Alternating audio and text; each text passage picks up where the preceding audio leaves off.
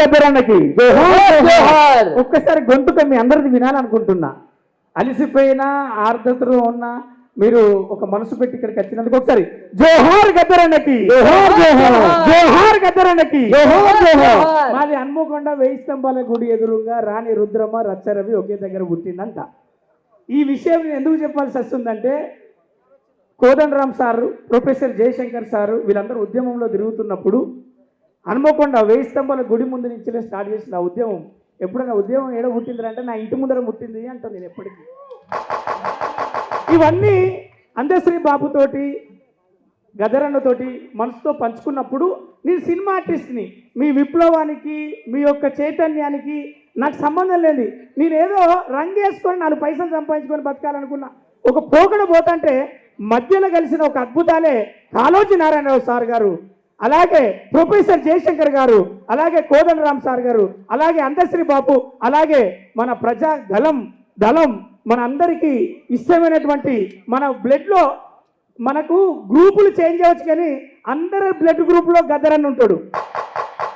మన బ్లడ్లో ఉన్నాడు ఆ గద్దరన్న. ఆయన పాటలు చూసి బడికి పోయినాం, ఆయన పాటలు చూసి అన్నం తిన్నాం, ఆయన పాటలు చూసి బడి ఒక జాతర లెక్క పోతా అంటారు. ఈ జనాలంతా ఎక్కడికి పోతారని అడిగితే గద్దరన్న మీటింగ్ అంటారు.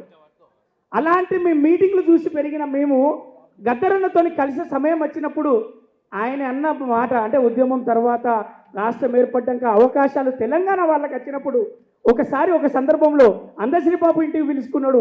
గద్దరన్న ఒక సందర్భంలో 10 సార్లు మమ్మల్ని కలిసి ఫోన్ నెంబర్ తీసుకొని సీనన్ననే 10 సార్లు ఫోన్ చేసి మాట్లాడించినప్పుడు కలిసినప్పుడు, అరే యాసల బతుకుతులేవు, యాసల ఎదురుగాను, నా యాస కాదురా తెలంగాణ భాష అని నీ బతుకు పాటను చూసుకున్నావు, దానికోసం నిన్ను కలవాలనిపించిందిరా తమ్మి అని అలముకొని ముద్దు పెట్టుకొని, బిడ్డ మనది తెలంగాణ బతుకులు చాలా చిన్నయ్యరా, గొప్పగుంటుంది. కద్దరికి చొక్కలు వేసుకున్నోనికి కూడా లోపల మరకలు ఉంటాయి, ఆ మరకలు గాయాలు ఉంటాయి. కాబట్టి మర్చిపోకుండా ఒక గూడు సంపాదించుకో, ఒక బిడ్డ కోసం ఒక 4 పైసలు దాచుకో అని చెప్పడం జరిగింది.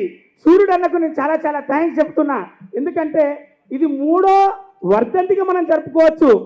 ఎప్పటి వరకు జరుపుకుంటాం, ఎలా జరుపుకోవాలి అది చెప్పడానికి వచ్చిన నాయకుడు. అంటే నలుగురితో కలిసేవాడు, కానీ అతను చదువుకును ఉద్యోగాన్ని పక్కన పెట్టి జనాల కోసం ఇన్షర్టు టీషర్టు తీసేసి గద్దరని ఏం చేసిండు, ఓ గొంగలి భుజం మీద వేసుకొని జనాలలో గలాన్ని ఇప్పలేదు, గొంతుక లేదు, ఆ గొంతుక నేనవుతా, నా బతుకుని నేను వీళ్ళ కోసం ఇస్తాను.